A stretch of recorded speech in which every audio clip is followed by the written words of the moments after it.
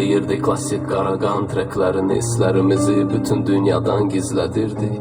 Yaşayırdıq sanki yuxuda. Mən yazırdım gel gedək, orada insan var, sən deyirdin ata evindəyim sanki zindanda.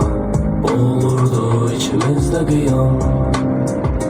Bakının küçələri bizim izlər, hara getsəm batır ürəyimə bizlər. Hər dəfə yeni döngədə düşünürəm gələcək yüz-üzə. Bu qədər uzun bir fasilədən sonra belə dolu içim xatirələr. Sanki bizim tərk etdiyimiz o sevgiyə abidəyəm. Hisler soğulamak için, dersler seni unutmak için, dostlar da gönlümde korumak için,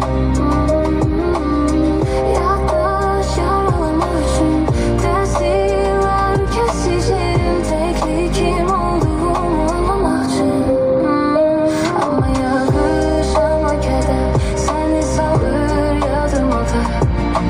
Geceler benim yokularıma gelirsen, yarı demli, yarı hoşbəxt, yarı sevgi, yarı nifrət. Sönən gözlərini yaralarıma səpirsən. Kaçırırdı yoldan geçenler gözlerini, bir şehrin san birbirinden nəsə gizlədirdi.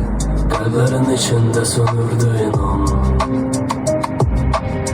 Saçların arasında əriyirdi qar, şaxtadan yanaqlar, qıpqırmızı laləzar. Xəbərimiz yox idi ki gəlir boran. Yazmadı bizim o ebedi sevgi, dediğimiz nece bir gece bitti.